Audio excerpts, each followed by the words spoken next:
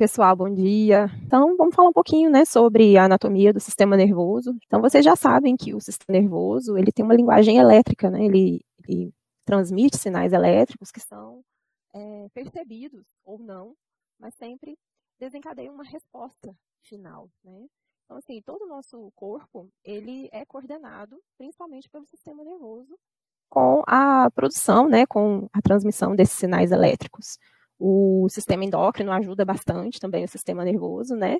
Mas o principal sistema envolvido na coordenação e na regulação das nossas funções corporais é o sistema nervoso, né? Então ele regula sono e vigília, né, que é o que mantém a gente desperto ao longo do dia, as emoções, contração muscular, pensamentos, né? Se estamos felizes ou tristes, funções mais primitivas, né, como libido, fome, sede, tudo isso depende, né, da integração entre sistema nervoso e sistema endócrino, e hoje a gente vai falar um pouquinho sobre a anatomia do sistema nervoso para a gente entender um pouco como que tudo isso acontece, para vocês aplicarem lá nas sessões de tutorial, tá bom? Bom, então, primeiramente, né, o sistema nervoso, ele tem uma divisão funcional, que vai ser o foco lá das sessões de tutorial, e existe uma divisão anatômica, né? Apesar dessa divisão anatômica ser muito amplamente disseminada, é muito difícil a gente estudar exatamente, né, de acordo com essa divisão. Mas a gente sempre traz para vocês, né, que as divisões, a divisão anatômica e os componentes dessas divisões, para a gente ter já uma noção, né, de como que os órgãos que compõem o sistema nervoso são distribuídos, tá? Então, de acordo com a anatomia, o sistema nervoso ele pode ser dividido em sistema nervoso central e sistema nervoso periférico, né? O sistema nervoso central ele é composto pelos órgãos que são protegidos por estruturas ósseas, principalmente, né? Então, nós temos o encéfalo, que fica protegido pela cavidade craniana, formada pelos ossos do crânio, e pela medula espinal, que é protegida pelo canal vertebral, formado no interior da coluna vertebral. Então, esses dois órgãos compõem o sistema nervoso central, né? E o sistema nervoso periférico ele é formado pelas estruturas que estão fora dessas estruturas ósseas, tá? Estão localizados na parte externa dessas estruturas, né? Então, nós vamos ter os nervos cranianos, que são nervos que têm uma origem aparente, principalmente nessa região do encéfalo, que é o tronco encefálico. Temos os nervos espinais, que têm origem aparente ao longo da medula espinal, são esses nervos que nós temos representados nessa imagem. Temos os gânglios, são vários tipos de gânglios, aqui o que a gente está vendo são os gânglios paravertebrais. Temos os plexos entéricos do sistema digestório, que alguns autores incluem como estruturas que fazem parte do sistema nervoso autônomo ou neurovegetativo, que também tem dois componentes principais, que é o sistema nervoso simpático e parasimpático. Esse sistema ele regula a parte motora, visceral. E temos os receptores sensoriais, principalmente aqui está escrito na pele, mas nós temos receptores sensoriais nos músculos, nos tendões, nas articulações. Então, todos esses receptores que captam estímulos fora do sistema nervoso central, eles são considerados como parte integrante do sistema nervoso periférico. Então, a gente vai falar um pouco sobre essas estruturas, tá? Bom, mas antes, para a gente poder entender como que os órgãos do sistema nervoso são formados, né, são compostos para realizar as suas funções, a gente precisa entender um pouquinho sobre tecido nervoso, porque é o tecido nervoso que vai compor esses órgãos, tá? Bom, então, para formar os órgãos do sistema nervoso, nós temos a unidade funcional desse tecido, que é a célula que vai promover a função primordial desse tecido, que são os neurônios. Aqui nessa imagem, eles estão representados por essas células de forma estrelada, né, e amarelada. E temos as células da glia que vão compor principalmente a parte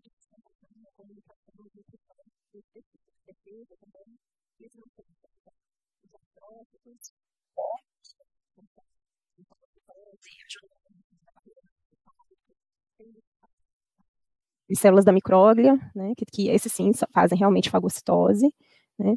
Temos os oligodendrócitos, que no sistema nervoso central eles têm a função de formar principalmente a bainha de mielina ao redor dos axônios dos neurônios, né? Então vejam só que eles estão enviando projeções que envolvem o axônio desses neurônios.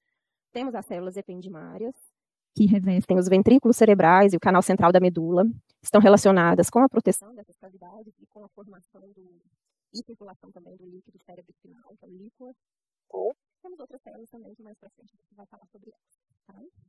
Tem outras funções também, essas células da glia, elas se comunicam entre si e com os próprios neurônios para fazer com que os nutrientes passem de uma célula para outra, e ao longo dos anos, várias outras funções foram descobertas, né, e ainda não, nem aparecem nos livros, né, demora um pouquinho mais para aparecer nos livros. Tá? Então tá aí o neurônio, a unidade funcional do sistema nervoso. Aqui tem alguns dos tipos de neurônios. O neurônio multipolar é aquele que a gente está mais acostumado a ver, né, nos desenhos dos livros. Nós temos neurônios multipolares na maior parte do sistema nervoso. Temos na região do corno anterior da medula, os neurônios que partem de regiões corticais do encéfalo para promover os movimentos voluntários. Enfim, são várias regiões, né? Neurônios bipolares são esses neurônios cujo o dendrito ele sai de um tronco único e se ramifica na periferia, e o axônio leva as informações para o sistema nervoso central. Aqui a gente tem exemplos de localização de neurônios bipolares na região da retina, na região da mucosa olfatória. Tá? E os neurônios unipolares ou pseudo-unipolares, cujo o axônio ele se projeta para a periferia, onde os dendritos recebem estímulos sensoriais. Esses estímulos são levados ao longo do axônio, passa pelo corpo, que geralmente é localizado num gânglio, tá? E esses estímulos continuam em direção ao sistema nervoso central, que é onde estão as terminações do axônio, para realizar a integração dessas informações. Tá? Mas isso vocês viram na palestra passada, né, com o professor Lívia.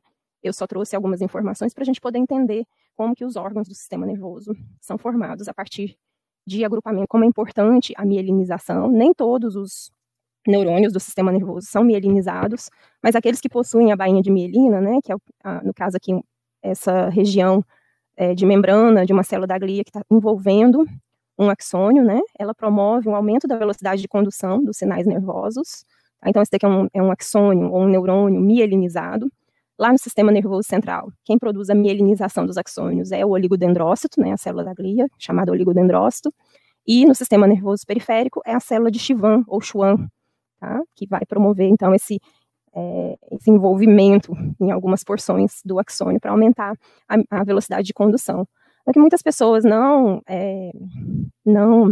sabem é que, apesar dos axônios que não são mielinizados não terem várias camadas, né, de membrana da célula da glia envolvendo, formando a mielina, mas mesmo assim, essas células da glia envolvem axônios, né? Então, no caso aqui, olha só, nós temos vários axônios, né, numa determinada região aqui do sistema nervoso periférico. Aqui é o núcleo da célula de Schwann. Né? Vejam que na bainha, quando a célula de Schwann envolve um axônio que vai ser mielinizado, a membrana dessa célula envolve várias e várias vezes, né, o axônio. Aqui, nesse caso, nós temos vários axônios, e uma célula de Schwann, vejam só o núcleo dela, envolve todos esses axônios aqui, ó, uma única vez, né, não forma várias camadas de membrana desse axônio. Esses axônios, cuja célula de Schwann envolve apenas uma vez, eles são considerados amielínicos, apesar de serem envolvidos por essa célula. Né? Então, isso daqui muitas vezes não fica muito claro nos livros, né? Fica parecendo que axônios amielínicos não têm nenhuma proteção por parte das células da glia, né? Mas aí vocês vejam que sim, que existe esse tipo de proteção. Né? Inclusive, nós temos outras células da glia que protegem os corpos dos neurônios que formam os gânglios periféricos, né? Que é o que a gente chama de célula satélite aqui, ó. Não forma uma bainha de mielina, aqui é proteção para os corpos dos neurônios, aqui é uma função basicamente de sustentação, tá? E é dessa forma que no sistema nervoso central, as células da glia também, né, se interpõem entre os corpos e fibras dos neurônios para fornecer a sustentação para o tecido, tá? Olha.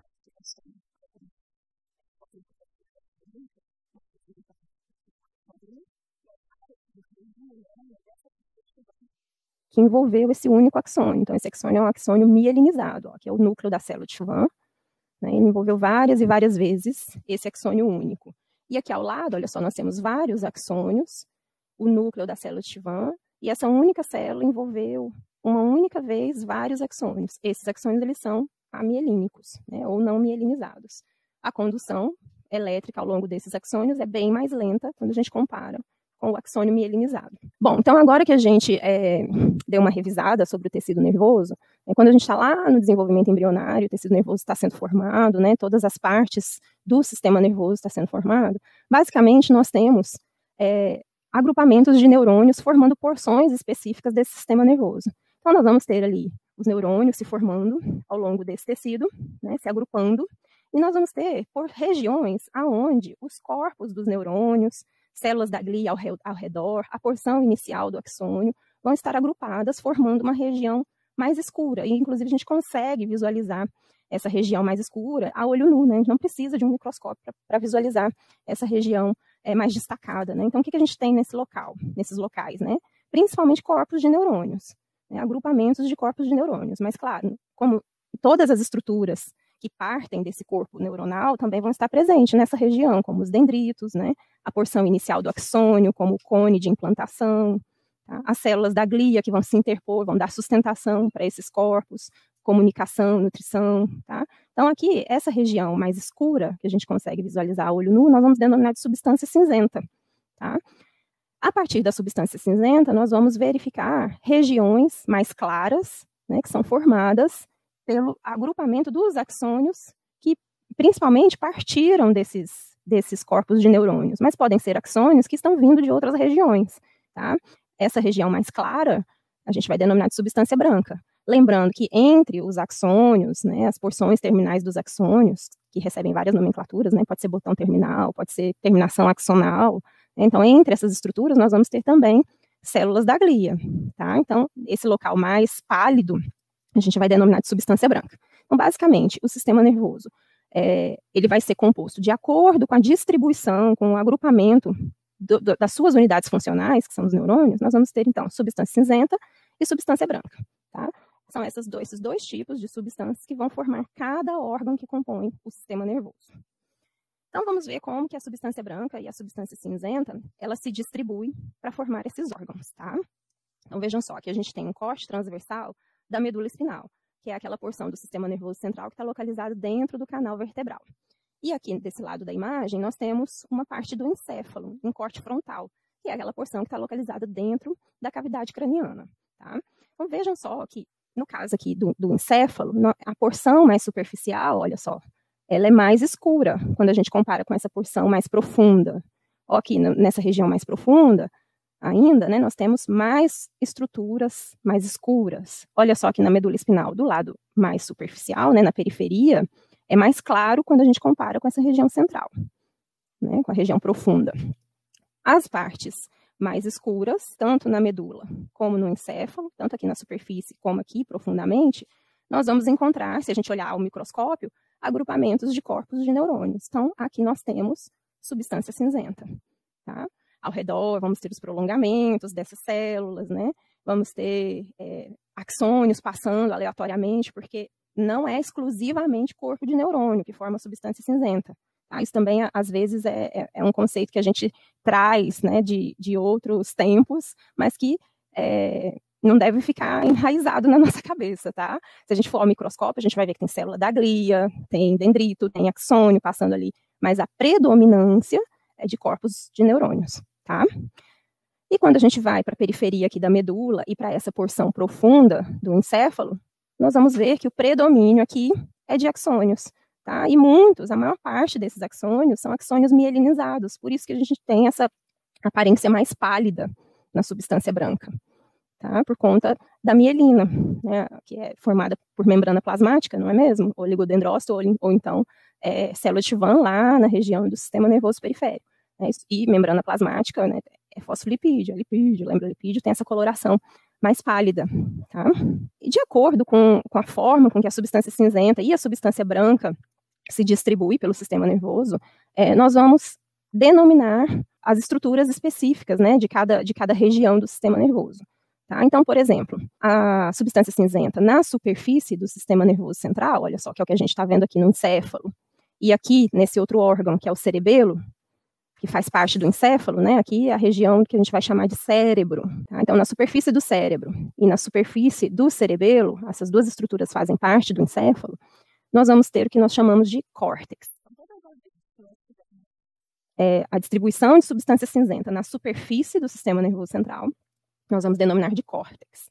Tá? Quando essa mesma substância cinzenta estiver localizada no interior da substância branca encefálica, ou seja, do encéfalo, no caso aqui, cerebelo é encéfalo, aqui, cérebro é encéfalo, estão vendo essas porções mais escuras? Aqui a gente tem o tronco encefálico, que também faz parte do encéfalo, olha só. essas regiões mais escuras do tronco encefálico. Está no interior da substância branca do encéfalo, esses agrupamentos de substância cinzenta. Então, esses agrupamentos aqui nós vamos denominar de núcleos. Tá? Aqui é um núcleo cerebelar, aqui é um núcleo da base do encéfalo, aqui são núcleos específicos do tronco encefálico, então tem núcleo de nervo craniano, tem outros núcleos espalhados por essas regiões, tá? Então, daqui a pouco a gente vai ver um pouquinho melhor sobre isso. Já na medula espinhal, olha só, a gente tem substância cinzenta nessa parte profunda, né? Ela está rodeada pela substância branca. Aqui, se fosse no encéfalo, a gente ia denominar de núcleo, mas na medula espinal não recebe essa nomenclatura de núcleo, porque não são regiões, como é que fala? Não formam agrupamentos assim bem localizados. É ao longo de toda a medula que nós vamos encontrar esses agrupamentos, né? Então, no sentido longitudinal desse órgão, os corpos dos neurônios vão se distribuir nessa região profunda, formando esse formato, né, de borboleta ou de letra H. Num corte transversal, ela tem essa aparência, né, formando cornos. Então, a gente vai denominar de cornos, são cornos da medula espinal. Tá? Numa visualização longitudinal, forma como se fosse uma coluna. Então, a gente acaba utilizando, vocês vão encontrar muito esse termo corno ou coluna, quando está falando dessas partes de substância cinzenta no interior da medula espinal. Tá? E, por fim, nós temos agrupamentos de corpos de neurônios, né, e outras estruturas, mas predomínio de corpos de neurônios fora do sistema nervoso central. Esses corpos de neurônios, eles se agrupam, formando essas estruturas ovoides, que a gente denomina de gânglio. Tá? Alguns livros de fisiologia, vocês vão encontrar gânglios da base, né, que é o que eles que antigamente era denominado, né, essa porção aqui no interior da substância branca do encéfalo. Né, mas hoje em dia a gente já sabe que essa nomenclatura não é correta, porque gânglio é fora do sistema nervoso central, e aqui está dentro do sistema nervoso central. Então, aqui são núcleos. Hoje em dia, a nomenclatura correta é núcleos da base, tá? E não gânglios da base. Mas os livros de fisiologia, a maioria ainda traz com essa nomenclatura antiga, tá bom? A substância, ela também se distribui, né, ao longo do sistema nervoso e vai formar estruturas específicas. Tá? Então, nós temos, por exemplo, comissuras. O que são comissuras? Olha só, aqui a gente tem uma comissura muito importante, são axônios que passam de um lado para o outro dos hemisférios cerebrais. Um hemisfério cerebral desse lado, o outro desse lado aqui. E essas fibras comunicam um lado cerebral com o outro. Tá? Essa comissura, ela tem a nomenclatura de corpo caloso, daqui a pouco a gente vai ver. Mas existem outros tipos de comissuras também, no sistema nervoso central, por exemplo. Na medula, aqui a gente tem uma comissura branca nessa região, ligando um lado da medula com o outro. Então, o que são comissuras? São axônios que estão passando de um lado para o outro da linha mediana. Então, informações de um lado para o outro. Temos os folículos. O que são os folículos? Os folículos a gente encontra na divisão da substância branca.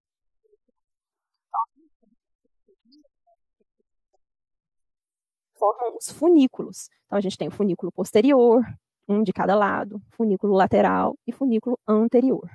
Tá? Os funículos, eles podem ser divididos em algumas regiões em fascículos, como no caso aqui do funículo posterior, que é dividido em funículo grácil e cuneiforme, lá na região cervical da medula. O que é um fascículo? São feixes de axônios. Tá? Aqui a gente tem agrupamentos, vários agrupamentos de axônios, agrupamentos grandes, e quando eles formam feixes menores, mais achatados, nós vamos chamar de fascículos. Tá? Existem fascículos também aqui na região do encéfalo, mas não vamos entrar nessa questão agora. Tá? Existem fascículos formando os nervos, que já a gente vai ver também. Nós temos os pedúnculos. O que são os pedúnculos? São feixes de axônios que formam passagens de uma região para outra, geralmente do mesmo lado da linha mediana. Então, por exemplo, aqui, olha só, nessa região, nós temos várias fibras de neurônios saindo dessa região aqui, onde tem os núcleos da base, né, e seguindo para essa outra região do tronco encefálico, que a gente denomina de ponte. Esse é um pedúnculo, e ele é denominado de pedúnculo cerebral, um de cada lado. Temos os tratos. Os tratos nós vamos encontrar também na medula espinal, né, como a exemplo do funículo. E os tratos, eles compõem os funículos. Né? Só que os tratos, eles são estruturas em cortes transversais, eles são mais arredondados, enquanto os fascículos são mais achatados. Tá? Então, os tratos são mais arredondados. São feixes de axônios que estão subindo ou descendo ao longo da medula espinal. Então, esses tratos, eles vão compor os funículos também. Okay? Temos as cápsulas. No exemplo aqui, a cápsula interna é essa porção aqui, ó, da substância branca do encéfalo, por onde estão passando feixes, né, axônios, em direção à medula espinal. Tá? Essa cápsula interna aqui, ela vai compor, em parte, o pedúnculo cerebral, que a gente acabou de falar, que também são conjuntos de axônios. Né? E, por fim, nós temos os nervos. Os nervos, eles são formados também por conjuntos de axônios, só que se dirigem para fora do sistema nervoso central, ou seja, eles vão compor o sistema nervoso periférico. Né? Se a gente realizar um corte transversal nessa estrutura, nós vamos visualizar todos os axônios que formam o nervo. Então, olha só que lindo, que a gente tem o encéfalo, tá? Aqui foi feita uma dissecação para a gente poder visualizar, olha, a substância branca dessa região do encéfalo. Né? A gente consegue ver, olha só, os feixes de axônio se dirigindo para essa região profunda do encéfalo. Né? Aqui está formando uma cápsula, a cápsula interna. Aqui, nessa parte mais superficial, né, os axônios, eles estão saindo dessa região do córtex aqui. Aqui está representando o córtex motor. Toda essa região aqui mais escura do córtex, nós vamos encontrar neurônios que enviam o comando motor para os nossos músculos esqueléticos se contraírem. Então, o comando motor, ele sai dos corpos dos neurônios nessa região cortical e por meio dos seus axônios, olha só, essa informação desce por essa parte da substância branca, que forma uma coroa radiada, né, como se fosse uma coroa em raios, assim, raios de axônios. Quando esses axônios vão passar por essa região mais profunda, eles se comprimem entre os núcleos da base, formando a cápsula interna. Quando vai passar pelo tronco encefálico, eles são comprimidos ainda mais e formam parte dos pedúnculos cerebrais. Né? Quando vai descendo ao longo aqui da ponte, passando pelo bulbo, vai formar uma outra estrutura que a gente vai ver daqui a pouco, que é denominada de pirâmide. Tá? E passou do bulbo, uma boa parte dessas fibras cruzam o lado oposto da linha mediana e vão chegar até a medula espinal. Tá? E lá na medula espinal vão estar os neurônios que serão estimulados por essa informação que saiu lá do córtex e vão se contrair, vão enviar o estímulo para a musculatura esquelética se contrair. Olha só, aqui a gente tem outros exemplos de distribuição de substância branca. Olha, aqui a gente tem aquela estrutura chamada de corpo caloso, num outro tipo de corte, né? Aqui é um corte sagital mediano, e as fibras que formam esse corpo caloso passam de um lado para o outro dos hemisférios cerebrais, ligando cada parte, né, dos hemisférios. Só que olha só, nós temos fibras também de axônios, né, que estão ligando áreas de um mesmo lado do cérebro, né? É o que a gente chama de tratos de associação.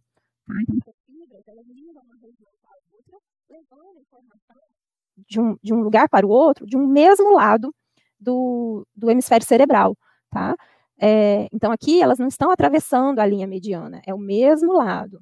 Tá? É bem interessante entender a importância desses tratos de associação. Por exemplo, entendendo esse tipo de trato de associação, a gente vai entender o porquê que a gente, quando está com o nariz entupido, a gente não sente o gosto da comida, por exemplo. Então, vamos falar um pouquinho mais detalhado sobre cada porção do sistema nervoso central. Tá? Aqui a gente vai estar focando em sistema nervoso central, mas não tem como falar do sistema nervoso central e não falar do periférico. Tá? Então, à medida que a gente for avançando nas descrições, vai entrar sistema nervoso periférico no meio. Eu chamo a atenção de vocês para isso. Tá? Então, nós vimos lá no início dessa palestra, né, que o sistema nervoso central está protegido por estruturas ósseas. No caso do encéfalo, ele é protegido pela cavidade craniana e a medula é protegida pelo canal vertebral. Né? O sistema nervoso central, então, ele vai ser dividido em encéfalo e medula. E o encéfalo, ele é subdividido em 3 grandes regiões. A região mais volumosa, que ocupa quase toda a cavidade craniana, a gente vai denominar de cérebro.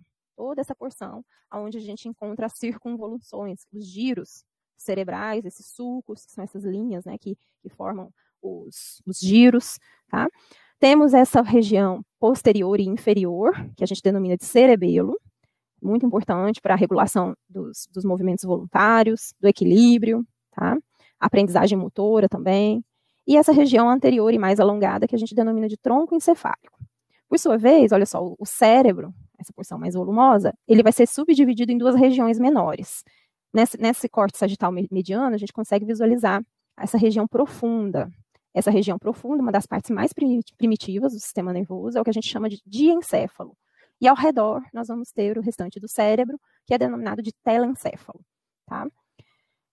O cerebelo tem algumas divisões também, mas é uma parte bem aprofundada, a gente não vai entrar nessas divisões hoje, tá? Mas ele também, assim como o cérebro, ele possui 2 hemisférios ligados na linha mediana por uma estrutura denominada de verme, que é essa parte aqui, também nós vamos ver já já, tá?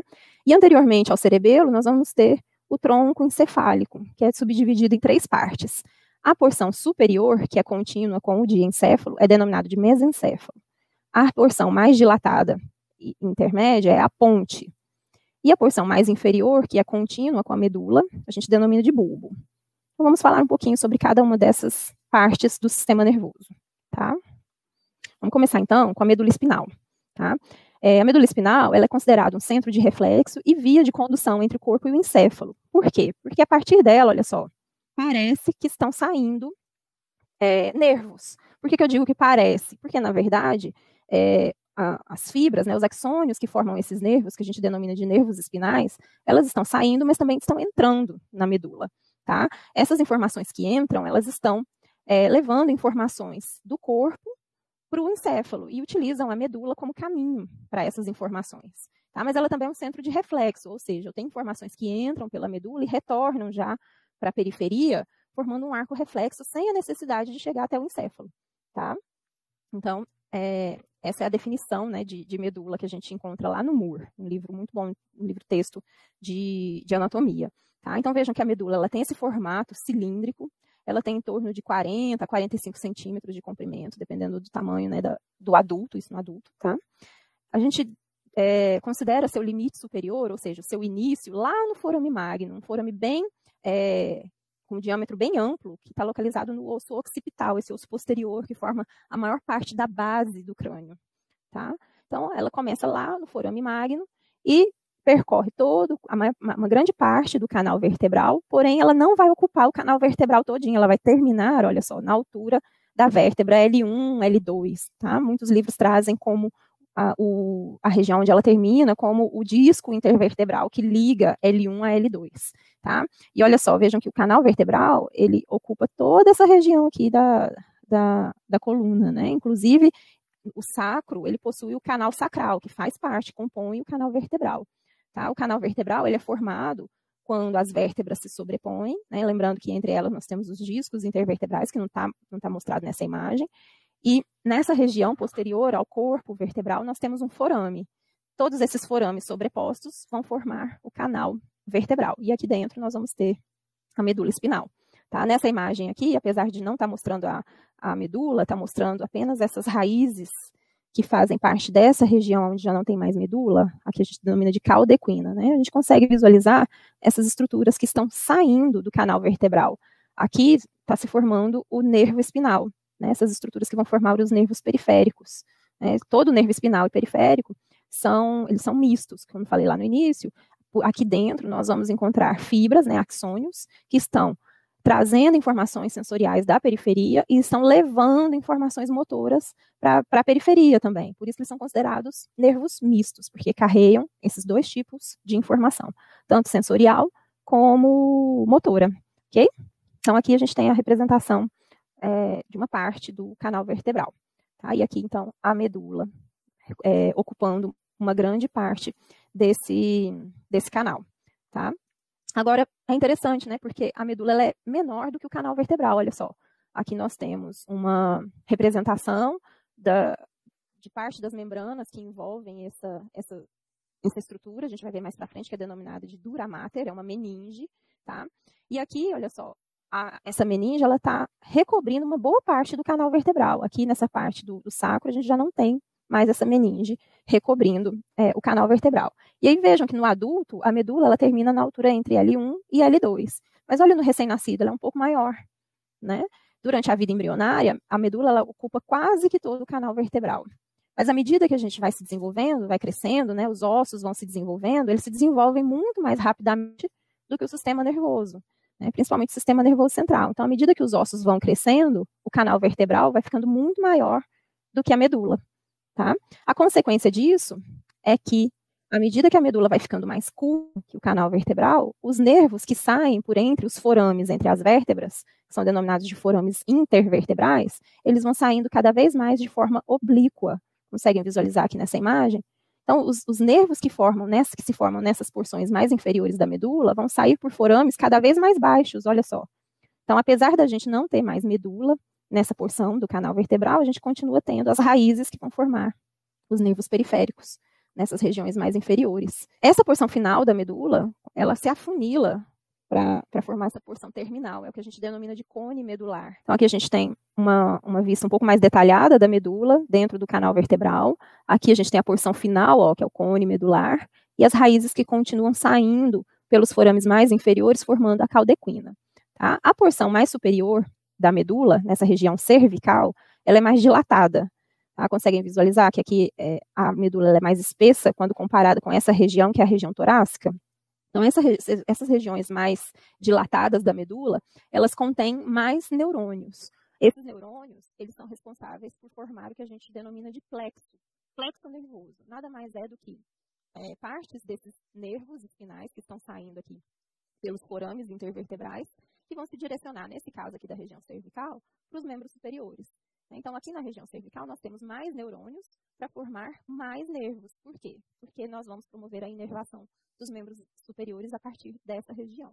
Na região torácica, os nervos que partem da região torácica vão inervar apenas as estruturas torácicas, abdominais ali. Então, eu tenho menos estruturas para inervar, não preciso de tanto neurônio para formar nervo. Então, essa região ela fica mais delgada, tá? E aí, na região lombar e sacral da medula, ela volta a se espessar. Então, eu volto a ter mais neurônios aqui nessa região para formar mais nervos. Agora, para poder inervar os membros inferiores. Tá? Essas dilatações da medula, tanto na região cervical como na região lombar e sacral, a gente denomina de intumescência. Intumescência é uma dilatação. Tá? Então, lembra sempre de tentar analisar a nomenclatura para ficar mais fácil de entender o porquê dela. Okay? Então, nós temos na região cervical e na região lombar e sacral da medula. Tá? Vejam que aqui, ó, se a gente for falar sobre coluna vertebral, aqui a gente tem ainda vértebras torácicas. Tá? As vértebras lombares estão aqui inferiormente e o sacro aqui embaixo. A gente vai ver mais para frente que quando a gente fala em regiões da medula, é diferente de falar sobre regiões da coluna vertebral. Muitas vezes essas regiões elas não se coincidem. Qual o sentido dos axônios dos neurônios que estão na substância cinzenta? Os prolongamentos desses corpos celulares são os que formam os nervos periféricos? Uma boa parte sim, viu, Renato? Mas tem vários axônios que eles não serão destinados a formar nervos. Eu vou voltar aqui rapidinho uma imagem para a gente poder, ó, por exemplo, aqui nós temos axônios que estão saindo da substância cinzenta. Vários desses axônios vão conectar uma região com a outra, sem formar nervos. Aqui eles estão formando esses tratos de associação, fibras de associação, tá? Para comunicar um local com o outro. Então, por exemplo, vamos supor que aqui seja o córtex somatosensorial. Né? Eu tenho um local onde eu percebo o formato de um objeto e eu tenho um outro local onde eu percebo o peso de um objeto.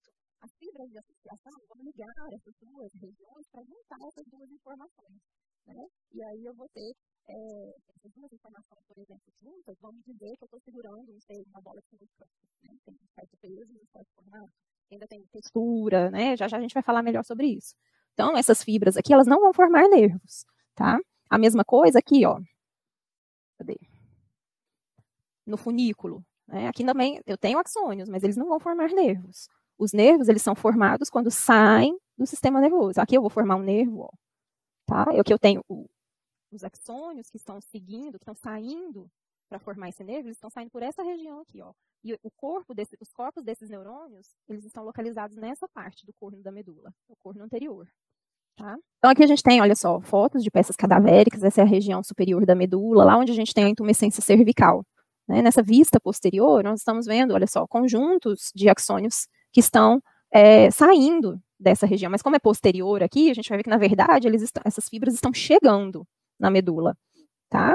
Essas fibras, elas são provenientes lá da periferia. Elas começam no receptor sensorial. Tá? E estão entrando na medula aqui. Aqui é a região da caudequina, onde a gente não tem mais medula, olha só, aqui é o cone medular, a porção final da medula espinal. Então, nessa região, nós já não temos mais medula, mas nós temos fibras, né, que são as raízes que vão formar os nervos espinais dessa região lombar e sacral. Aqui a gente tem um corte transversal dessa região do canal vertebral, então vejam só aqui a medula espinal, e aqui o osso, né, a vértebra, que está formando o forame vertebral. Lembrando que vários forames vertebrais sobrepostos formam o canal vertebral. Tá? Aí eu queria que vocês dessem uma olhada aqui, olha só, que a medula, além de estar protegida por esse canal ósseo, ela também é protegida por membranas conjuntivas, principalmente, nós denominamos de meninges. As meninges que envolvem a medula espinal são as meninges espinais. Nós temos 3 meninges. A mais espessa e superficial, é a dura mater, essa parte mais acinzentada aqui. Aderida à dura mater, a gente tem essa outra membrana, que está num tom de lilás, ela fica grudadinha na parede interna da dura mater, é denominada de aracnoide mater, ou só aracnoide. Ela recebe essa nomenclatura porque à medida que logo abaixo dela vai se desenvolvendo um líquido chamado de líquido cerebroespinal, ou líquor, ela vai se desgrudando dessa membrana mais profunda, que é a pia mater. À medida que ela vai se desgrudando, vão formando essas projeções aqui, né, que mostra que realmente, né, a aracnoide era grudadinha na pia mater, que são as trabéculas aracnoides. Tá? Isso que dá um aspecto de teia de aranha para essa meninge. Por isso que ela recebeu o nome de aracnoide. Revestindo aqui o sistema nervoso central, no caso aqui a medula, nós vamos ter uma membrana mais fininha, formada por um epitélio pavimentoso. Aqui já não é uma membrana conjuntiva mais, né? É o que a gente denomina de pia mater. Ela é bem frágil, formada por esse epitélio bem fininho, uma única camada de células pavimentosas. A gente não consegue dissecar, a gente não consegue retirar essa membrana como a gente consegue retirar as outras duas mais superficiais. Mas quando a gente tenta dissecar a pia mater, ela esfarela. Tá? E ela está bem aderida, inclusive ela acompanha todas as reentrâncias do sistema nervoso central, todos os sulcos, todas as fissuras, tá? Então essa é a pia mater. São as membranas, então, que ajudam, né, na proteção dessas estruturas, tá? Tem algumas diferenças na região entre, aqui nessa região da medula e na região a dura mater, ela não é formada por apenas uma. Por que disso? Uma outra diferença é que aqui no canal vertebral, a dura mater, ela não está aderida ao periósteo que reveste o canal vertebral. Nós temos um espaço aqui preenchido por gordura, muito rico em veias. Aqui a gente tem o plexo venoso vertebral interno, tá? E muito tecido adiposo. Esse espaço aqui, que fica superficial à dura mater, né, e profundo ao canal vertebral, é o que a gente denomina de espaço peridural. Passa a inervação também nessa região, tá? E é nesse espaço que os médicos podem injetar um anestésico, né, que é muito utilizado para o parto vaginal, que é a anestesia peridural. Então, a agulha chega nessa região, nesse espaço. Entre a aracnoide e a dura mater, nós não temos um espaço como esse, né? A aracnoide, ela é aderida à dura mater. Entretanto, se houver algum extravasamento de sangue ou de líquido entre essas duas lâminas, elas vão se afastar uma da outra, e aí eu tenho um espaço potencial, que é o espaço abaixo da dura mater, que a gente denomina de espaço subdural. Tá? Então, ele é um espaço potencial, um espaço virtual. Normalmente, ele não existe, né? Porque essas duas membranas, elas estão aderidas uma à outra. E abaixo, ou profundo, a aracnoide, a gente vai ter um espaço que, em algumas regiões, ele se torna bastante amplo, tá? Que é o espaço abaixo da aracnoide, subaracnoide. Nesse espaço, nós vamos ter o líquido cerebroespinal, o líquor, tá? LCS, que é produzido lá na região encefálica, mas graças à circulação, ele vai preencher também essa região do espaço subaracnoide, aqui na medula. Nós não temos nenhum espaço aqui entre a pia mater e a medula, ok? Então, nós temos aqui na região da medula, do canal vertebral, espaço peridural, o espaço subdural, que é virtual, né, normalmente ele não existe, e o espaço, então, subaracnoide, cuja importância é a presença do líquido cerebroespinal. Tá? Nessa imagem, olha só, a gente consegue ver aqui o forame intervertebral, que é o forame entre duas vértebras, por onde vai sair o nervo espinal. E já já a gente vai ver quais são as estruturas que formam esses nervos. Tá? Olha só que interessante. Nós vimos que a medula espinal, ela termina formando o cone medular na altura das vértebras L1 e L2, que são essas duas aqui. Nessa região abaixo de L2, a gente já não tem mais medula. Tá? Então, essa região aqui, que faz parte do espaço subaracnoide, é um local seguro para coletar esse líquido, né, para fazer cultura de células, né, para ver se tem meningite, por exemplo, isso é muito utilizado, a gente faz punção desse líquido para ver se está tudo bem, né. Podemos também administrar anestésico nesse espaço, né, que seria a anestesia raquidiana, ela é feita aqui, tá. Então, nesse local, é seguro, é um local mais seguro para inserir uma agulha, porque a gente já não tem mais, ó, medula espinal, ela terminou lá em cima, entre L1 e L2. Então, vamos falar mais um pouquinho sobre a estrutura da medula, tá? Então, nós vimos que a medula, ela tem esse aspecto cilíndrico, né, ao longo do canal vertebral, e que, à medida que ela vai descendo pelo canal vertebral, vão saindo os nervos espinais. Nervo espinal, que tem essa nomenclatura porque tem relação à medula espinal. Os nervos cranianos têm essa nomenclatura porque tem relação com o tronco encefálico. Tá? Nesse caso aqui, ao longo da medula, se formam 31 pares de nervos espinais. É um par de cada lado, olha só. Aqui um par, aqui outro par, e à medida que a gente vai descendo pela medula, os demais pares. Tá? Esse posicionamento dos pares de nervos espinais faz com que a medula pareça ser segmentada. Então, de cada lado da medula, onde se forma um par de nervo espinal, é o que a gente denomina de segmento medular. Então, aqui a gente tem um segmento, aqui outro segmento, e à medida que vai descendo, outro segmento. Então, para cada segmento medular, nós vamos ter um par de nervo espinal. Tá? Anatomicamente, essa segmentação ela não existe, ela só parece existir mesmo pela presença dos nervos espinais. Mas, por outro lado, é uma divisão bem importante, porque, vejam só, um nervo espinal, que é essa estrutura que está representada aqui, olha só, que está sendo formada a partir desse segmento medular, lembra que a gente falou lá no início que ele é uma estrutura mista? Então, olha só, aqui a gente tem um axônio desse neurônio que está no gânglio, aqui é um neurônio pseudo-unipolar. Ele coleta informação proveniente lá da pele, por exemplo, mas podia ser de um músculo esquelético, de um tendão, de uma articulação, né? E essa informação, que a gente denomina de informação aferente ou informação sensorial, ela segue por um nervo periférico, chega aqui no nervo espinal, ó, passa pelo corpo desse neurônio e chega no corno posterior da medula. Tá? Esse é o caminho da informação sensorial. Por outro lado, olha só, uma informação motora sai do corno anterior, segue por essa outra raiz, que também vai fazer parte do nervo espinal, e vai para um músculo esquelético para promover a contração desse músculo. Tá? São essas fibras que vão formar esse nervo espinal específico. Agora, por que a segmentação é importante? Entender a segmentação é importante. Porque todas as fibras provenientes de uma mesma região da pele, elas vão seguir sempre pelas mesmas fibras e vão entrar na medula sempre na mesma altura. Tá? Isso faz com que a gente consiga delimitar regiões na superfície da pele, que por meio de exames, mostra para a gente se a função de certa altura da medula espinal está preservada ou não. Esses locais na superfície da pele, de onde saem essas informações aferentes, a gente denomina de dermátomos. Vou mostrar aqui nessa imagem para vocês. Então, olha só, o que significa dizer isso? Então, está aqui a região do ombro, está marcada como C4. Todas as informações sensoriais dessa região em C4 vão entrar na medula espinal na altura do segmento medular C4. Se eu tiver alguma lesão medular nessa região, eu posso testar na pele a resposta do meu paciente para verificar se essa lesão aconteceu ou não na altura de C4. Tá? Então, o dermátomo ele vai mostrar para a gente, por meio desses exames sensoriais, se a função medular está preservada ou não. Tá? Vocês vão usar isso muito na clínica. Então, olha só. Toda a medula aqui, ela está colorida, né, em cores diferentes, e cada número aqui, eu sei que está bem pequenininho, deixa eu ver se eu consigo dar um zoom. Consegui. Cada número aqui representa um segmento medular.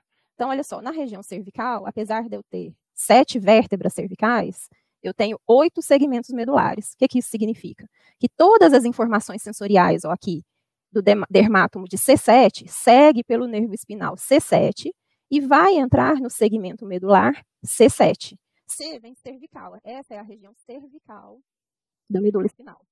Logo abaixo da região cervical, nós vamos ter a medula torácica, a região torácica da medula. São 12 segmentos. Aí aqui coincide com o número de vértebras torácicas, que são 12 também. Então, olha só, aqui a gente tem o segmento 4 da região torácica, e aqui o nervo T4.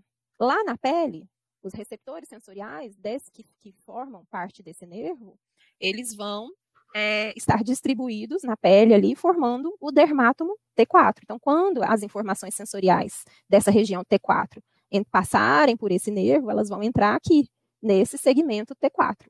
Tá? Se eu tiver uma lesão acima de T4 aqui, essas informações não seguem adiante. E aí, o meu paciente não esboça nenhuma resposta. E aí eu sei que a lesão medular está nessa região. Tá? Mas isso daqui é algo mais aprofundado, mais para frente dá para entender melhor. Tá? Eu só queria dar uma noção geral para vocês. Olha só, aqui é a região lombar da medula. Estão vendo que ela ainda está ali com relação à coluna vertebral, ainda é coluna torácica e início da lombar? Mas olha só, toda ela está nessa região. São 5 segmentos lombares. Tenho também 5 segmentos sacrais, apesar de não estar mostrando aqui. Todos eles, ó, ainda na região lombar da coluna vertebral. Por quê? Porque a medula é menor do que a coluna. Tá? E aqui, olha só, os nervos que saem dessa região, né, por meio de raízes, formando os nervos espinais. Ó. Tá? Eu não tenho mais medula, mas os nervos continuam saindo dessas regiões mais superiores, saindo lá por baixo. Ok? Tá aqui. Então, tá aí os dermátomos. Tá? E essa imagem ela é bem interessante porque ela mostra pra gente que, dependendo do tipo de lesão medular, nós vamos ter comprometimentos, né, mais graves ou menos graves. Então, lesões medulares mais altas promovem, né, traz um prognóstico mais grave de lesão, de acometimento, né, neurológico. Então, vejam só, lesões mais na região cervical, né, a pessoa geralmente desenvolve o que a gente denomina de quadriplegia, tanto a parte sensorial como motora, tá? Mas isso daí tem variação, se a lesão é completa, se é incompleta, tá? Que é só uma visão geral mesmo, a gente não tem como entrar nesses detalhes. À medida que a lesão acontece, né, em partes mais baixas da medula, olha só, aqui a gente tem uma paraplegia, aqui a pessoa consegue deambular com dificuldade usando órteses, né? Aqui nessa região mais azul, onde pega mais caldequina, o acometimento é bem menos grave, né? Geralmente acomete só a parte posterior do membro inferior. Tá? Mas aqui, isso daqui é algo bem mais aprofundado, não dá tempo de discutir tudo isso aqui. Tá? Mas a gente vai entender mais para frente, mais ou menos, como que isso é possível. Bom, aqui a estrutura, né, a divisão da medula espinal, nesse corte transversal. Então, nós vimos que a substância branca é periférica e é denominada de funículos. A substância cinzenta, ela é profunda e é denominada de cornos, ou colunas, né? Então, aqui a gente tem, ó, o funículo anterior, funículo lateral, funículo posterior. Corno anterior, corno posterior. Na região torácica, a gente vai ter um corno extra, mais ou menos nessa região, que é o corno lateral, tá? Só na região torácica. O corno posterior, ele contém principalmente neurônios sensoriais, eles vão receber estímulos da periferia ou levar esses estímulos em direção ao encéfalo, tá? Tem outros tipos de neurônios também, mas principalmente esses que eu citei para vocês. O corno anterior, ele tem principalmente motoneurônios. Os principais e os maiores são os motoneurônios alfa. Os corpos desses neurônios, então, preenchem uma boa parte do corno anterior e os seus axônios saem para fazer parte de um nervo espinal para inervar diretamente um músculo esquelético, que vai promover os movimentos. Vejam que a gente tem uma comissura nessa região, que a gente denomina de comissura cinzenta. Nessa comissura tem uma grande quantidade de interneurônios, que são neurônios que ligam um lado ao outro da substância cinzenta, né, fazendo, então, uma associação entre essas duas regiões. É muito importante, por exemplo, quando a gente levanta uma perna e a outra permanece esticada, né, estendida, para a gente permanecer em pé. Isso depende dessa integração, né, das informações entre os dois lados da medula, porque eu estou mexendo ali com membros de lados opostos. E aqui nos funículos, né, nós vamos ter, subindo ou descendo pela medula, os tratos. Aqui no funículo posterior, na região cervical, nós vamos ter apenas fascículos, que são fascículo grácil e cuneiforme, e em cada região aqui da medula, né, mais especificamente no funículo anterior e no funículo lateral, nós vamos ter tratos ascendentes, ou seja, esses tratos entram pela medula e sobem, né, ao longo de toda essa medula em direção ao encéfalo, levando informações exclusivamente sensoriais, tá? E os tratos descendentes, que são os tratos motores. Tem uma exceção, porque existe um trato descendente que tem relação com a analgesia endógena, mas no caso aqui a gente está falando dos motores, tá? Esses tratos motores, eles saem lá do encéfalo e descem para a medula para sair, né, por meio dos motoneurônios alfa, né? Na verdade, eles terminam na medula estimulando os motoneurônios alfa aqui do corno anterior, que vão contrair a musculatura esquelética. Eles estão trazendo comando motor, ok? Então, tratos ascendentes são sensoriais, eles sobem, levando informações sensoriais. Tratos descendentes são motores, eles trazem informações de comando motor. O funículo posterior, ele é exclusivamente sensorial, ele só carrega informação sensorial, mais especificamente tato fino e propriocepção consciente. Já a gente vai ver o que é isso. Dependendo da região medular, a estrutura do corte transversal, ela muda, principalmente pela presença das intumescências. Então, aqui na região cervical e lombo sacral, vejam como principalmente o corno anterior, ele é bem maior do que na região torácica. O corno posterior, ele também é maior, mas vamos chamar a atenção para o corno anterior aqui. Por quê? Porque nessas regiões eu tenho que ter mais neurônios para inervar a musculatura, né, a musculatura dos membros, membro superior na região cervical e membro inferior na região lombosacral. E aqui um exemplo, né, da localização dos tratos ascendentes e descendentes lá nos funículos. Tá? Então aqui, olha só, esse corte transversal foi dividido ao meio. Tá? Desse lado da imagem, nós temos os tratos descendentes, que são os tratos motores.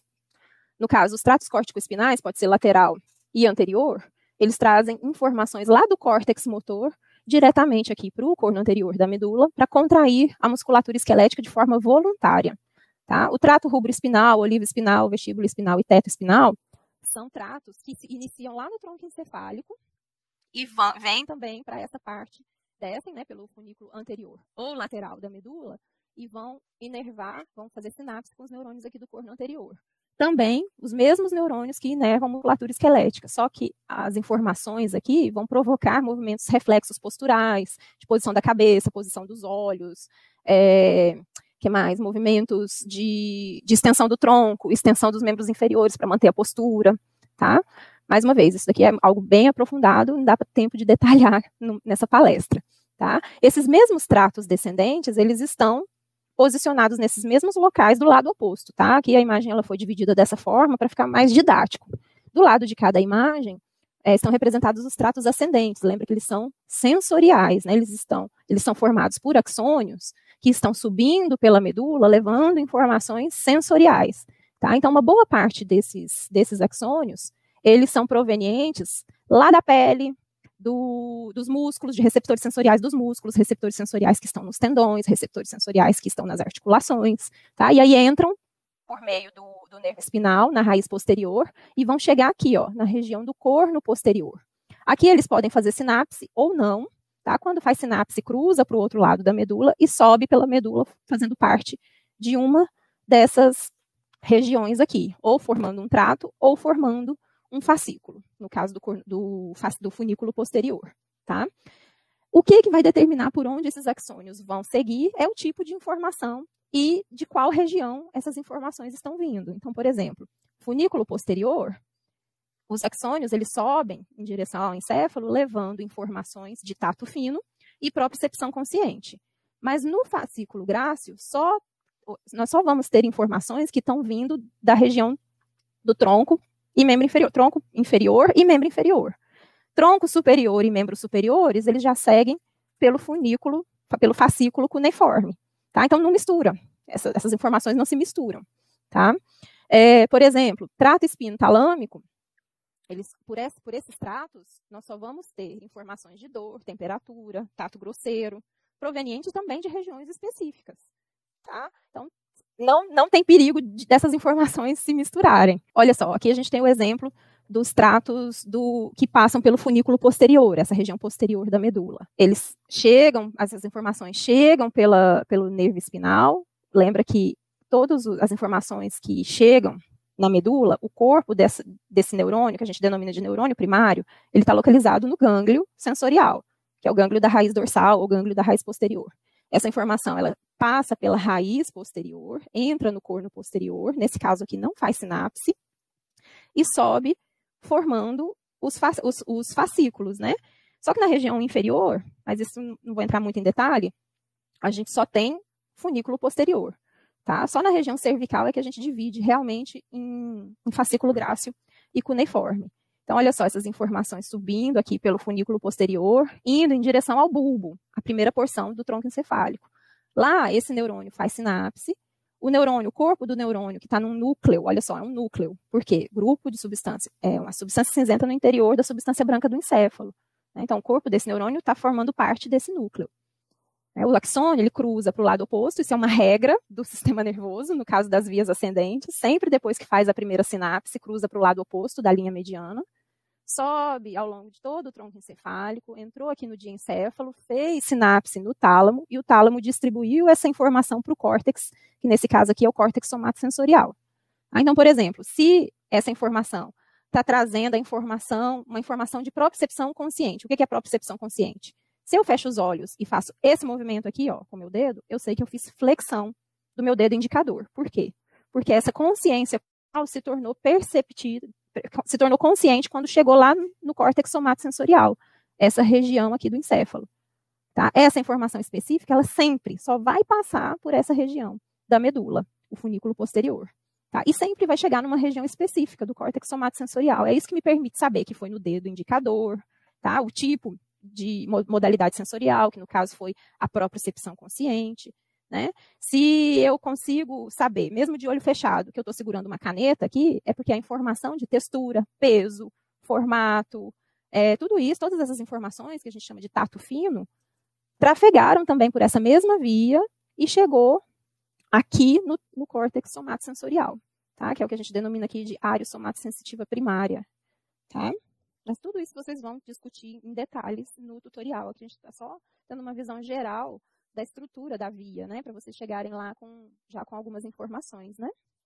O outro tipo, né, de via formada aqui, que são as vias ascendentes, são as vias que levam informações de dor, temperatura, tato grosseiro, né, elas já trafegam por regiões diferentes da medula, no caso aqui, ou pelo funículo anterior ou pelo funículo lateral.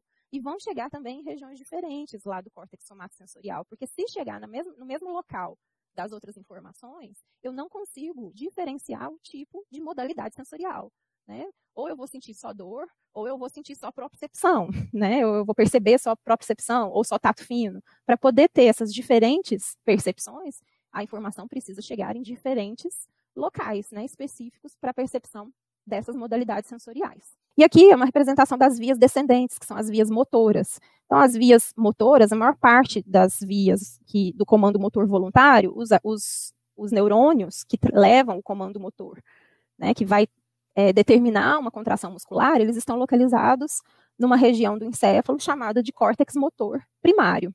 Tá? Então, é uma região diferente daquela onde a gente tem percepção das sensações. Né? Agora aqui é um outro local, já a gente vai ver qual é. Aqui, olha só, os corpos dos neurônios dão origem a axônios, passa pela substância branca, passa pela cápsula interna, forma pedúnculo cerebral, forma pirâmide, cruza para o lado oposto e vai estimular neurônios que estão localizados no corno anterior da medula, que já é substância cinzenta. Tá? Então, eles estimulam esses neurônios eles terminam em músculos esqueléticos. Né? Então, esse estímulo motor aqui vai trafegar pelo nervo espinal, vai chegar lá no músculo esquelético e promover a contração desse músculo. Aqui são as outras vias descendentes motoras, que começam lá no tronco encefálico. Então, a gente viu que tem vestíbulo espinal, rubro espinal, teto espinal, retículo espinal, cada uma delas com uma função diferente, né, que não vem ao caso agora a gente aprofundar muito nisso, mas saibam que são vias motoras, né? Essas daqui estão mais relacionadas com os reflexos posturais, manutenção de postura, enfim. E aí, mais para frente, vocês também vão estudar sobre isso. Bom, pessoal, então, olha só. A medula está localizada, então, lá no canal vertebral. A gente aqui tem o finalzinho da medula. Quando ela passa pelo forame magno, ela agora se transforma, né, digamos assim, em tronco encefálico. A primeira porção do tronco encefálico é o bulbo. Aqui a gente, toda essa parte aqui, ó, é tronco encefálico, que é uma das divisões do encéfalo. Toda essa parte aqui é um encéfalo e ela está localizada na cavidade craniana. A primeira delas, aqui, o tronco encefálico, ele é dividido em bulbo, porção mais inferior e contínua com a medula, ponte e mesencéfalo, mais superiormente. Posterior ao tronco encefálico, a gente tem o cerebelo. Essa porção aqui também é localizada na cavidade craniana. E a porção mais volumosa, acima do cerebelo e do tronco encefálico, é o cérebro. É característico pela presença desses giros encefálicos e os sulcos, essas reentrâncias que formam esses giros. O cérebro ele ainda é dividido na porção mais superficial, que é e mais volumosa, que é o telencéfalo, e a sua porção mais profunda, essa parte aqui, que é uma das partes mais primitivas do sistema nervoso, que é denominada de diencéfalo. Então, agora a gente vai falar sobre cada uma dessas partes do encéfalo, tá? Começando, então, pelo tronco encefálico.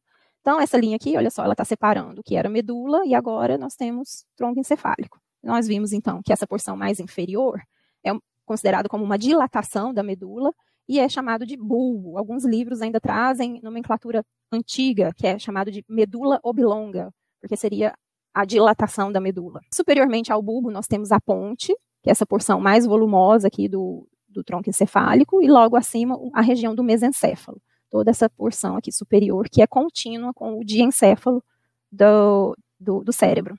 Tá? Aqui, para a gente visualizar com detalhes algumas estruturas, a gente não tem como aprofundar muito nessas estruturas, tá? Mas olha só, aqui no bulbo é um local, principalmente na parte interna, que nós vamos encontrar vários grupos de neurônios, né? Então são núcleos, porque está no interior da substância branca do encéfalo, que vão formar essas estruturas aqui, ó, que parecem que estão saindo do bulbo.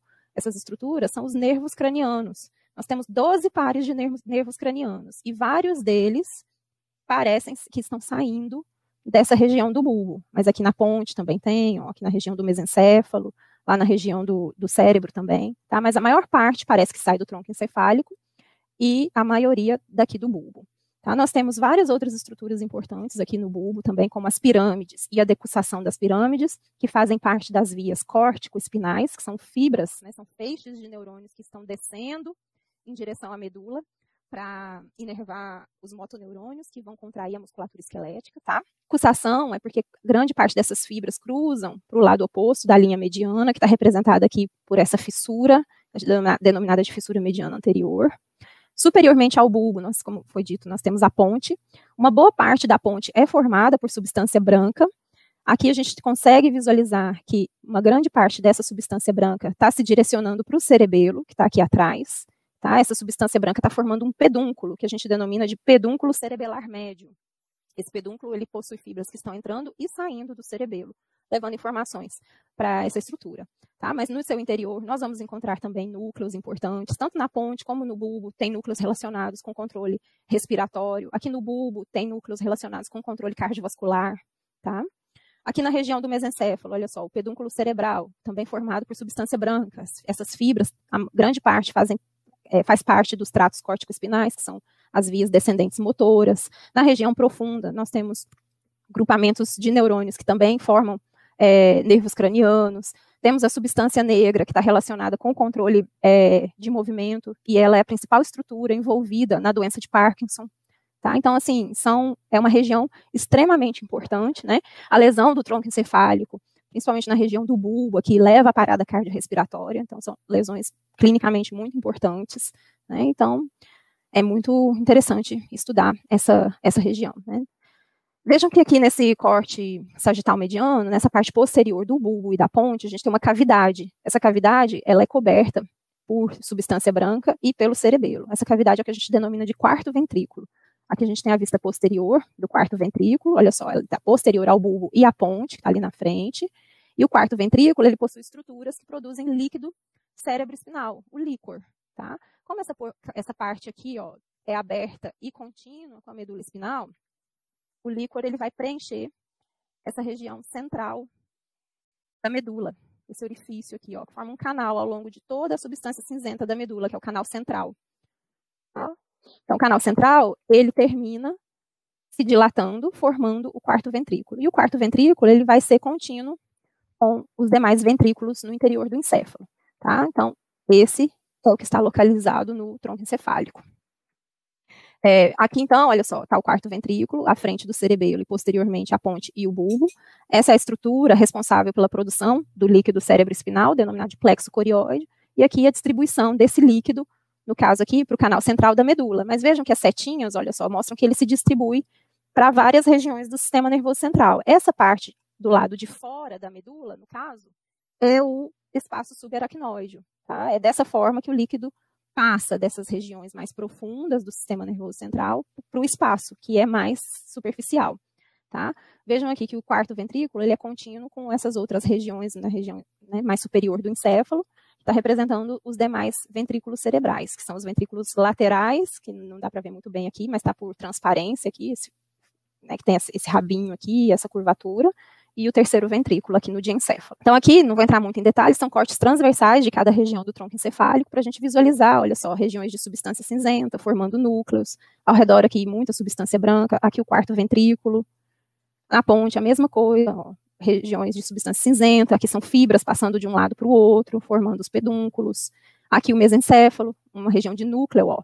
Aqui é o colículo inferior, muito, muito importante também está relacionado com Felipe dando palpite aqui, relacionado com reflexos auditivos, né, via da audição também. O colículo superior, que é logo acima dele, está relacionado mais com reflexos oculares, e aí tem relação com aquela via tectoespinal, tá? Aqui a substância negra, que produz dopamina, a lesão dessa substância que está relacionada com o desenvolvimento da doença de Parkinson, que também é substância cinzenta, tá?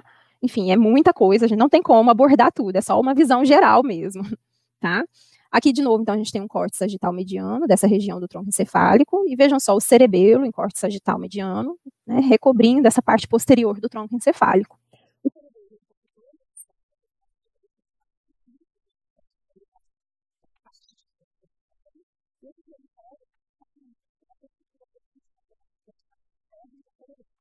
A estrutura do verme e dos hemisférios é muito parecida, tá? Ela é formada por um córtex superficial, que é essa parte mais escura, e a substância branca profunda.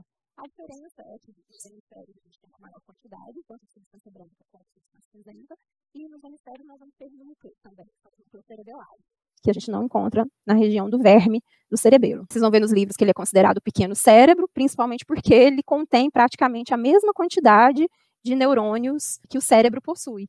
Tá? Por isso, pequeno cérebro. E só por curiosidade, no cerebelo nós vamos encontrar no córtex os menores neurônios do sistema nervoso central e também os maiores neurônios do sistema nervoso central. Aqui nós temos algumas funções, né, desse órgão tão importante. Então, ele faz ajustes musculares corretivos. Então, por exemplo, para que um movimento voluntário aconteça, esse movimento ele teve que ser planejado, tá, antes de acontecer. O cerebelo, ele recebe informações de como esse movimento foi planejado e recebe informações de como o movimento está acontecendo. Essas informações são integradas e aí ele envia uma resposta de volta lá para o córtex motor para regular esse movimento, para ver se ele está acontecendo com a velocidade correta, com o ritmo correto, com a força correta, tá? Então, assim, é bem complexo e muito interessante entender todas essas coisas, né? Então, são várias funções. E ele também está relacionado com o aprendizado motor, tá? Aqui uma vista posterior do cerebelo, o hemisfério, no caso aqui o hemisfério esquerdo, o hemisfério direito e a união entre eles, que é o verme, e aqui numa vista anterior, o verme novamente, né? Ele realmente parece, nessa vista anterior, ele parece um vermezinho, né? Por isso que recebeu essa nomenclatura. Por fim, para terminar essa parte do encéfalo, falta a gente falar um pouquinho sobre o cérebro, que é a porção mais volumosa, né, do encéfalo, toda essa região superior, que ocupa a maior parte da cavidade craniana. O cérebro, ele é dividido em telencéfalo, que é essa região mais volumosa, né, que contém o córtex cerebral, e o diencéfalo, que é essa porção mais profunda e mais primitiva, tá? O cérebro, assim como o cerebelo, ele é formado por dois hemisférios, o hemisfério esquerdo e o hemisfério direito. Nossa, tá travando aqui. Esses hemisférios, eles são unidos entre si por comissuras. Daqui a pouco a gente vai ver que a comissura principal é o corpo caloso, tá? E vejam que a superfície do telencéfalo, ela é cheia de circunvoluções, essas curvaturas, que a gente denomina de giros cerebrais. As linhas que formam esses giros são denominadas de sulcos, são reentrâncias do córtex que formam essas linhas, que têm diferentes profundidades. Isso acontece também porque o cérebro, ele continua o seu desenvolvimento após o nascimento dentro de uma cavidade fechada, né? Se desenvolvesse dentro de uma cavidade aberta, provavelmente ele seria muito maior e com menos curvaturas, né? Mas como ele se desenvolve dentro de uma cavidade fechada, existe essa necessidade de aumentar a superfície, né, do córtex para aproveitar o espaço que tem, né? Então, o córtex ele começa a sofrer essas invaginações dos sulcos para poder caber dentro da cavidade craniana. É como se a gente pegasse uma folha de papel, né, retangular, se a gente fosse colocar dentro de um espaço, a gente precisaria de um espaço grande, né? Mas se a gente amassar ela, formar uma bolinha toda amassada, né, ela cabe num espaço um pouco menor, né? Tá certo? Então, é isso que acontece com o córtex cerebral durante o desenvolvimento, né, para caber ali na cavidade craniana. Nós temos alguns sulcos principais, tá? A maioria desses sulcos, eles possuem nomenclaturas específicas. Os principais nós denominamos de sulcos primários. Um deles é a fissura longitudinal do cérebro, que divide um hemisfério do outro. Partindo dessa fissura, nós temos esse outro sulco aqui, que também é um sulco primário, que a gente denomina de sulco central. Nessa vista lateral, olha só, está aqui o sulco central. E o sulco central, ele praticamente termina nesse outro sulco aqui, ó, que é o sulco lateral. Tá? Os sulcos primários, eles ajudam a gente a dividir o telencéfalo, ou o córtex telencefálico, em lobos. O lobo que fica à frente do... Aliás, esse aqui é o sulco pós-central, o central é esse aqui, ó. O lobo que fica à frente do sulco central é o lobo frontal. O lobo que fica posteriormente ao sulco central é o lobo parietal. O lobo que fica abaixo do sulco lateral é o lobo temporal. Esses lobos, eles têm relação com os ossos que revestem essas regiões, tá? Eles são praticamente cobertos quase de forma completa, né, por esses ossos. Então, osso temporal, osso parietal e osso frontal. Nessa região posterior, a gente vai ter o lobo occipital. Mas na superfície aqui, a gente não tem um sulco que realiza essa divisão do lobo parietal para o occipital. Mas num corte sagital mediano, como esse aqui, ó, a gente consegue visualizar esse sulco, que também é um sulco primário, que é denominado de sulco parieto-occipital. Tá? Então, esse sulco ele divide o lobo parietal, que aqui na face medial é toda essa porção aqui, do lobo occipital, que é toda essa parte posterior. Tá? Cada lobo vai possuir partes do córtex, né, que são destinadas a funções específicas do sistema nervoso. Já a gente vai falar rapidinho sobre elas. Aqui a gente tem, então, o corpo caloso, que é uma comissura que une o lado direito e esquerdo dos hemisférios cerebrais. Aqui nesse corte a gente não consegue ver que é realmente uma comissura, mas nessa dissecação em vista superior, a gente consegue visualizar o corpo caloso. Ó. O corpo caloso ele é formado por fibras que estão passando de um lado para o outro dos hemisférios cerebrais. Então, ele é uma comissura. É a maior comissura do sistema nervoso central. Tá? Ele é dividido em algumas partes. Essa parte mais dilatada é o esplênio, essa parte mais longa é o tronco, joelho, essa porção que faz essa curvatura, e o rosto, a porção mais fininha e anterior aqui. Ok? Aqui a gente consegue visualizar uma cavidade, né, nessa região de cada lado do corpo caloso, aqui é um pedacinho de um ventrículo lateral, onde também há produção de líquido cerebroespinal. Tá? E aqui alguns exemplos de funções do córtex do telencéfalo, lembrando então que nós temos corpos de neurônios distribuídos por esses giros, né? Aqui no lobo frontal, um dos principais giros é o giro pré-central, esse giro que está à frente do sulco central. Aqui nós temos neurônios que vão iniciar o comando motor voluntário, que é o início da via córtico-espinal. Tá? Então, aqui é o córtex motor primário. Mas essas regiões mais anteriores do lobo frontal, elas estão relacionadas com memória do movimento, tá? Com associação de áreas para que o movimento aconteça, planejamento do movimento. E aqui na região que a gente denomina de pré-frontal, nós temos áreas responsáveis por memória do que é ético, do que é certo, do que é errado. Né? Assim, muitos psicopatas eles têm alterações nessa região pré-frontal aqui, tá? Por conta dessa relação com essa função, né, do cognitiva, do que é certo, do que é errado, enfim. No lobo parietal, um dos principais giros é o giro pós-central, tá depois, né, tá atrás do sulco central. Aqui nós temos os neurônios que estão relacionados com a percepção sensorial. Então, aquelas informações de propriocepção consciente, tato, dor, temperatura, todas elas se tornam conscientes quando chegam nos neurônios dessa região aqui. Né? E a gente percebe calor, frio, dor, né? Um carinho, uma cócega, tudo isso é percebido quando chega aqui. Tá? As outras regiões também são importantes, mas não vou ter tempo de falar sobre tudo isso aqui. No lobo occipital, nós temos as áreas relacionadas com a visão. No lobo temporal, temos região olfatória, região gustatória. E quando a gente abre o sulco lateral, nós vamos encontrar um lobo escondido aqui, que é o lobo da ínsula, que tem muita relação com o sistema límbico. Né? Nós temos várias estruturas que formam o sistema límbico, e esse sistema está relacionado principalmente com a função emocional, né? Tem relação com cognição também, mas ele é muito vinculado a essa parte emocional, tá? Aqui nós temos os núcleos da base, aqueles que eu falei que antigamente eram denominados de gânglios da base, juntamente com o cerebelo. Esses núcleos da base, eles estão relacionados com o controle de movimento e aprendizagem do movimento, tá? Aqui eles estão dissecados, tá?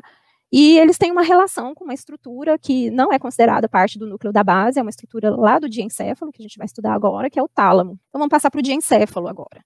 Como eu falei para vocês, o diencéfalo é essa parte mais profunda do cérebro, uma parte bastante primitiva, tá? Aqui também é diencéfalo. Uma estrutura que ajuda a gente a identificar essa região é o tálamo, que é formado por vários núcleos que vão dar esse formato ovoide, tá? Temos um tálamo em cada hemisfério cerebral.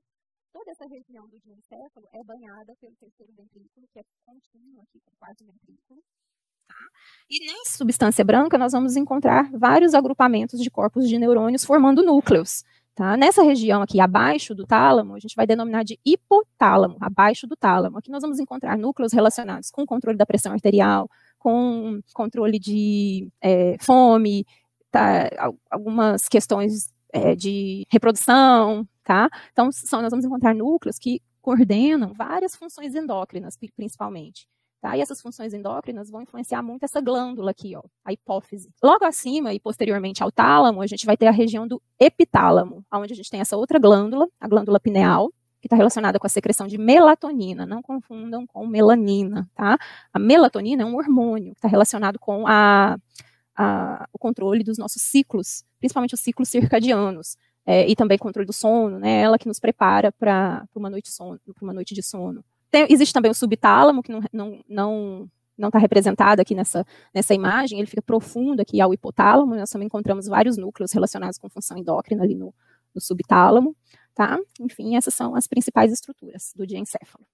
E para finalizar, vamos só diferenciar as meninges espinais das meninges cranianas. Aqui a gente tem um corte frontal dessa região aqui, ó, da cavidade craniana, né? Bem frontal mesmo, na região frontal. Essa daqui, olha só, é o osso diploide dessa região, poderia ser, por exemplo, o osso frontal.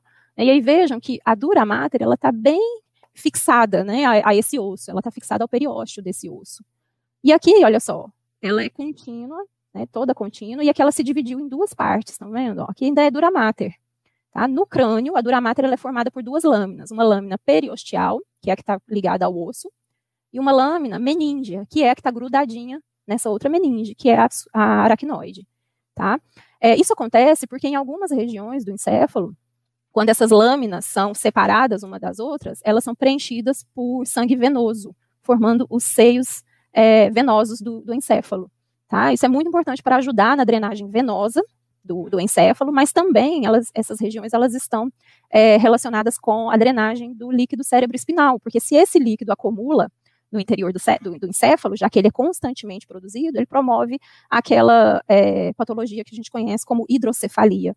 Aumenta a pressão intracraniana, né? O encéfalo não consegue se expandir porque está dentro de uma caixa fechada e rígida e vai promover vários déficits neurológicos, podendo até mesmo levar à morte. Tá? Então, essa é a principal diferença entre as meninges cranianas e as meninges espinais. No caso aqui da região craniana, a dura mater ela é formada por duas lâminas, né? Tá? E, no caso, não existe espaço peridural, aquele espaço preenchido de gordura. Ok? Aqui nós temos a aracnoide e revestindo o encéfalo, olha só, acompanhando os sulcos encefálicos, a pia mater. Eu acho que eu vou deixar para falar de vascularização uma outra hora, mas aqui vocês podem ter uma ideia, né, de como o encéfalo é muito bem vascularizado, né, o tecido nervoso, ele é extremamente dependente de glicose, né, ele precisa receber uma boa irrigação, tá, e qualquer lesão nessas estruturas traz um déficit neurológico muito, muito importante, né, já que o sistema nervoso, ele tem uma plasticidade reduzida, né. Desculpa, foi muito longo, eu sei.